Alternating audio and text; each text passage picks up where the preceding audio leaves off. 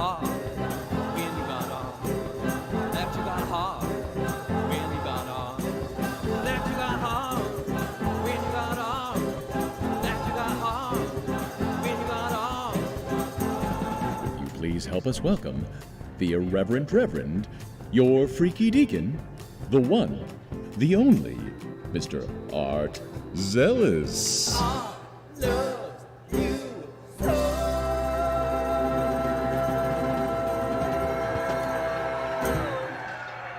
Thank you, thank you, thank you! And good morning, you venerable saints of art and craft. You know we make our best when we make art daily.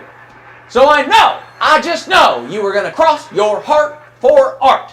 Friends, today's artistic inspiration is newly discovered undersea creatures. Can you imagine? So grab your crayons, your banjo, your knitting needles or spatulas, whatever tools you love for whatever art you're making today, and feel free to get inspired to speculate about animals living on this planet that human eyes have never seen. Strange as that senatorial probe into my lavish lifestyle. Who doesn't love art? How misguided. And let's make something great today. But first, let us thank the Art Zealous Youth Singers. Let us thank good old Agnes on the organ. And folks, a lady who needs no introduction, hoot and holler please for my lovely wife, Belle. Folks, Belle's going to take your call. She's going to host a chat room. She's my inspiration and the brains of this operation. And I hear those phones ring, and I hear them. Yes, we're going to take your calls. And everyone is trying to call. So if you must leave a message, please do so. Because first, there's something very important I got to share with you. That's right. The 5 commandments of art. With the 5 commandments of art, you can create anything your heart desire. That's right. 5 commandments. That's twice the impact with half the tablets. Let's make some art. But how do we start? We devote ourselves first to sit with the art for a dedicated time doing nothing else. And we do so thusly. Put your hand on your heart, put your tool in the air, and swear. I solemnly swear to devote 5 whole minutes to one thing and one thing only, the creation of a newly discovered undersea creature. Woo! Congratulations! The hardest part was just to start. And then, because all great art starts in the butt, get ready, get set, and shake your booty, shake loose the wiggles, get them all out. You're going to be sitting for 5 minutes and sit. Congratulations, you are now a serious artist. Now, do we just going to leave it to fate that what we make will be great? Heck no, we art dreaming, the 2nd commandment, in which we imagine the outcome of our wildest dreams and jot down our favorite parts. Say, hey there, St. Jonathan of the Berkeley Shire, good to see you in the chat. And say, hey there, newly discovered undersea creatures, don't you look dreamy? I sure do love that you're a straight up real life monster, or possibly an alien of some kind. So, hey kids, why don't you tell us in the chat what you see when you imagine the perfect, newly discovered undersea creature? Ooh, Jonathan Hartford is surprised. I dream of something with plenty of blobs and inflatable bladders. That's right. St. Jonathan sees a lobster, he sees a glowy thing, he sees a crab, he sees a great many things. I dream also of their probable vast, strange intelligence. Who is to say that they are not the dominant life forms of this planet? Who is to say indeed? I dream of their clear, shimmery, or bioluminescent bodies. Fascinating to behold. And I dream of their very distinctive mouth parts. To a fish, every one of these mouth parts is weird as heck. St. Jonathan of the Shire dreams of something camouflaged and rectangular. So here, friends, is my 5 top 5 dreams. Hey, St. Eric says, hey, that looks like my mouth parts. Sir, you got to get yourself to a doctor ASAP. So here's my 5 dreams in order for how my work should turn out that I shall consult as I create it to always keep me on track. And now that we have dreamed perfection, we're always traveling in the right direction. So how do we know that we're making it rightly? We art lightly. The 3rd step. We learn what we are doing only by doing. So whatever art you're making today, be it song or sculpture or strawberry souffle, rough out your first ideas quickly and lightly. And let us take 5 minutes now to meet the unfamiliar with a playful boldness. And you see, I begin only with a pen and only with a sheet of paper, because there is none, my friends, there are none in this world who truly lack a tool to make art. All right, so first I start with the eyeballs. You can see we got 4 minutes, 25 seconds remaining. Got to start with the eyeballs. Every work of art should probably start with the eyeballs. And then let's see, some eyelashes there. Let's see how that works out. Sort of gives them more expressiveness, more ability to look surprised. And also, a thing that might not be immediately apparent as an eyeball, once it has eyelashes, it contextualizes it as an eyeball. And so if we want to use some of St. Jonathan's camouflage, and we want to steer the attention in another direction, the eyelashes are going to help folks contextualize these. And I got my teeth in there, because what drawing is not improved by a row of a dozen razor-sharp teeth? Okay, so we got our distinctive mouth parts. We know we're going to need some of those. Let's see. Those may not be distinctive enough, but that's okay. All right. So you see, I'm playing with a completely alien entity here, and I like the idea of it being a mimic to something here. So I'm probably going to want to steer its silhouette in the direction of some other recognizable thing.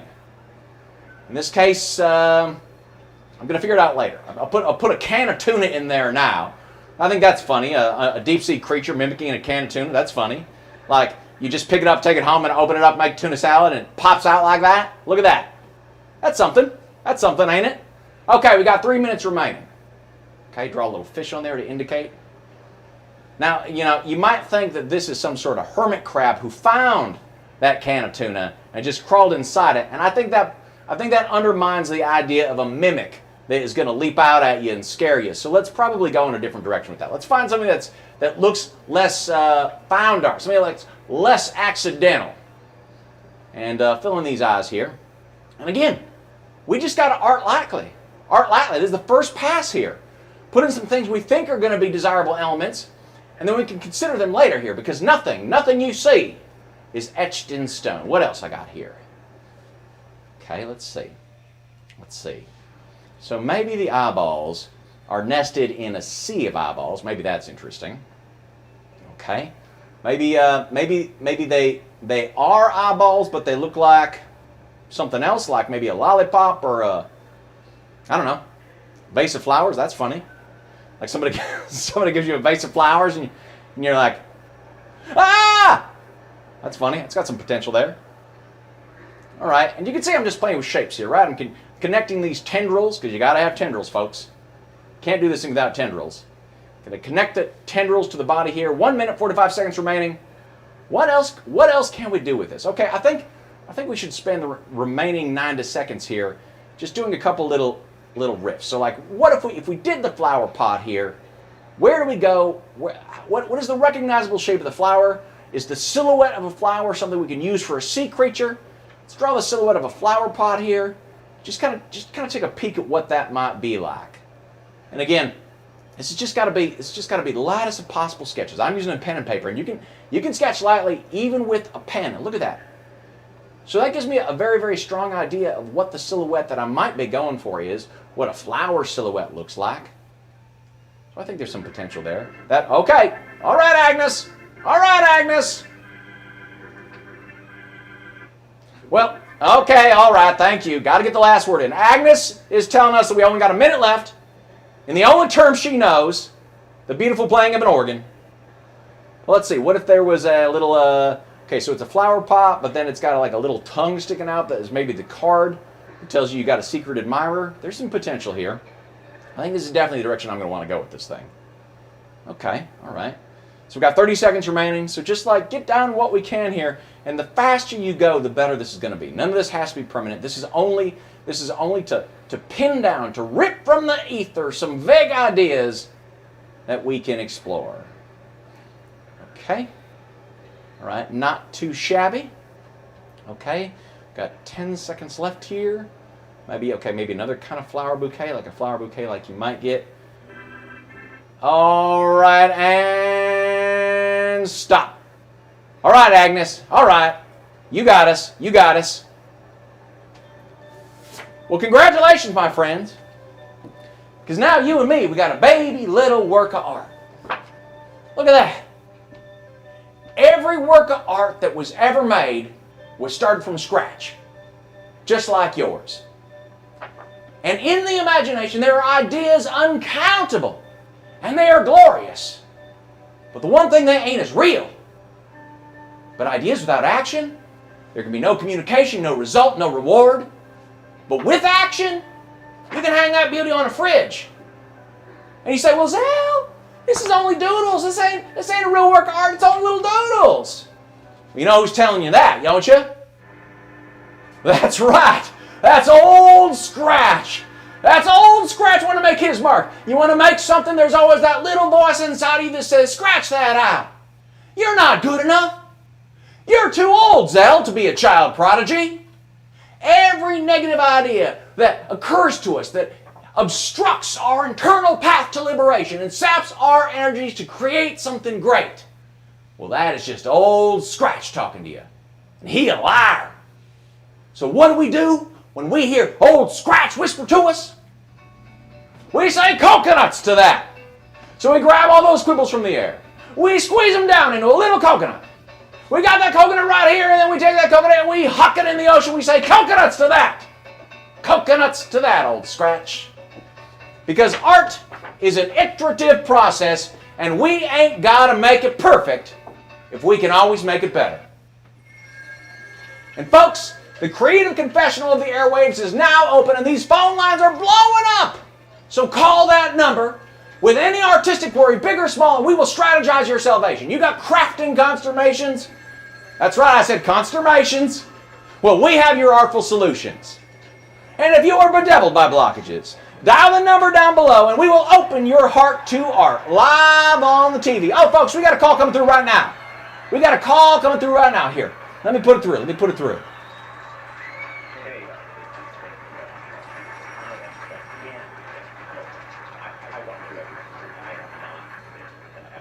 Thank you for all you do. The question art is this. What if you make something and you're the only one who likes it? Thanks, Art. Woo! Well, thank you. Thank you, St. Brett of Los Angeles, for calling. What if you make something and you're the only one who likes it? Woo, that's a tough question. I think we all been there, ain't we? Well, what are the reasons that we make art? Sometimes we make art so that other people will like it, right? Sometimes we make art so that we can communicate with other people. And sometimes we make art to communicate with ourselves, to tease out our thoughts, to visualize a thing that is hazy and to make it concrete in our own heart and our own minds. Sometimes we make art just to take care of ourselves. We draw because it's quiet and it's nice and it's fun, because you feel better afterwards. So sometimes we make art and we're going to be the only one that likes it. So if you made it for you, congratulations. The only one that's got to like it is you.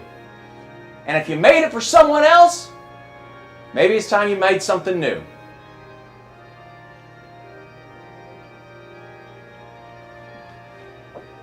Thank you for calling.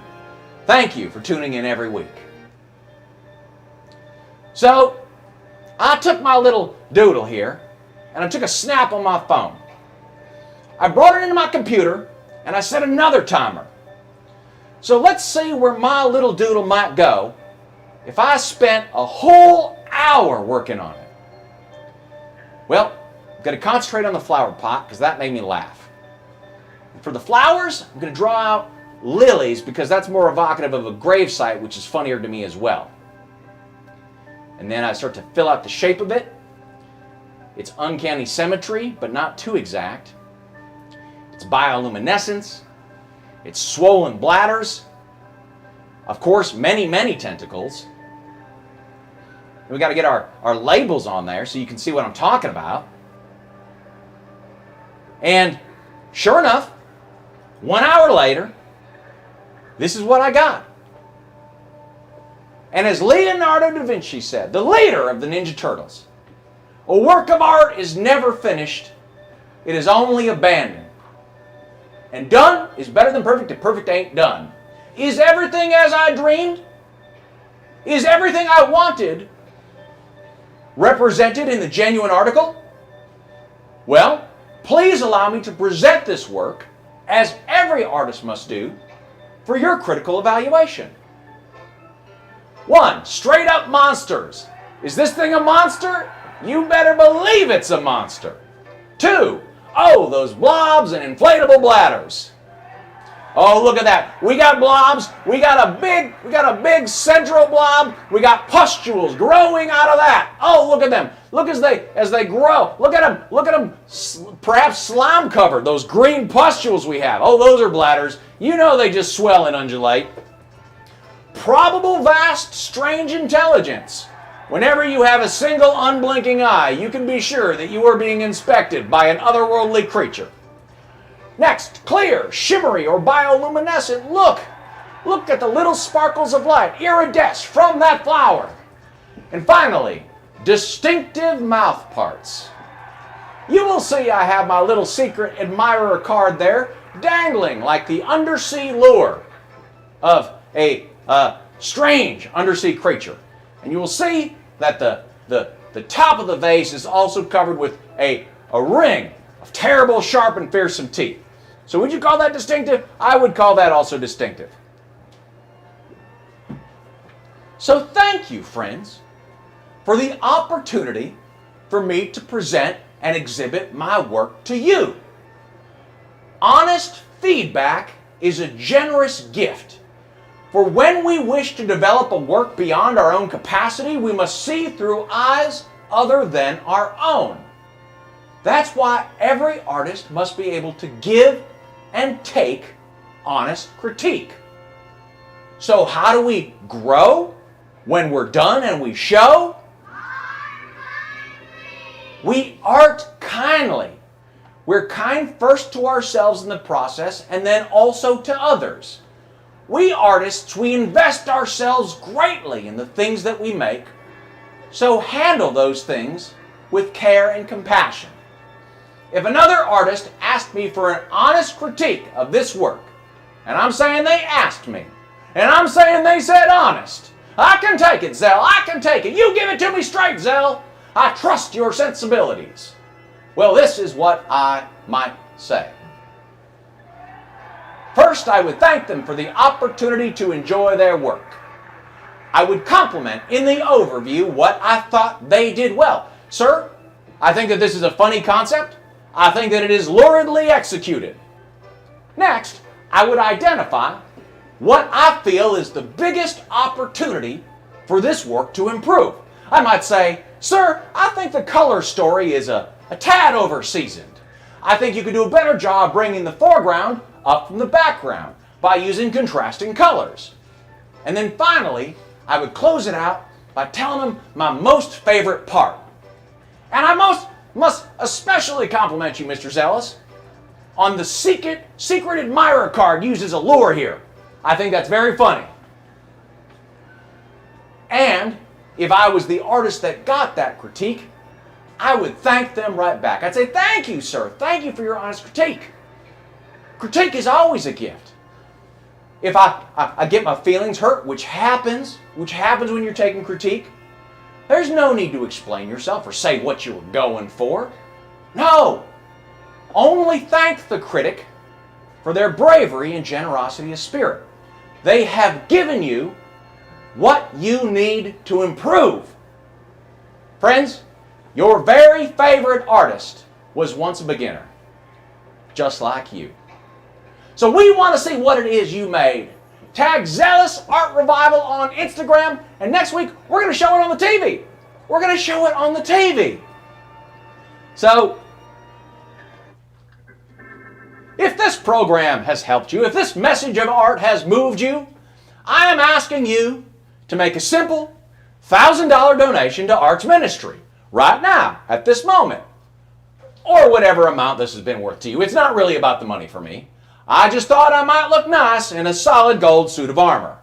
So text tithe to the number below for a cornucopia of easy and very possibly tax-deductible donation methods. Oh! Uh-oh! Uh-oh! Ha ha ha! Hey! Mr. Art Zealous, we have a congressional warrant for your arrest. I think y'all might have the wrong tent! I say again, Mr. Art Zealous, a.k.a. Mickey the Mouth Michaels, a.k.a. Donnie Danger, a.k.a. Hey, that is Dr. Downey Danger! Show some respect, gentlemen! Mr. Zealous, will you please come peaceably with us? Of course I will! I'm a peaceable man! I'm a peaceable man! Right now? I'm right in the middle of something right now. I'm right in the middle. Please come down with your hands up, Mr. Zealous. I'm on my way. There's just one final thing I gotta do. I gotta tell these folks. So I'll tell you what, we'll make a deal. You count to 60, and if you still feel like arresting me, you can. 1, 2, Okay, we got a deal there. 3, 4, 5, Okay, kids. 6. How do we ever get better and better? We art daily. We ain't got much time, kids. So I'm asking you right now to make a pledge. I need you to make art every single day for the rest of your life. For at least 5 minutes. Now this is no joke. This is a lifelong devotional practice to the divine power of creation and a real actionable path to mastery in any artistic pursuit. Talent is nice, friends, but great work, great work requires skill. Skill requires repetition. Hi, gentlemen. Oh, my. Hi, gentlemen. And repetition requires habit. Hey there. Oh, you're gentle folks. Won't you join me? Won't you join me, kids? Call the number down below and cross your heart for art. And all you got to do is start. Now, friends. Thanks, gentlemen. Okay, I'm ready to go. Friends, back in the old days, we'd all leave this tent. We'd have a big pancake breakfast and some artistic fellowship. Some strong coffee, fresh juice, both adulterated and infantilized. There is a knife in my boot. I should let you know there is a knife in my boot. Get it back. But for now, old Zell, well, he gotta go help those boys in Washington find their artistic purpose from a hole in the ground. Now, friends, I may not be back next week, but you remember what I said, and you make some art today. You make some art today.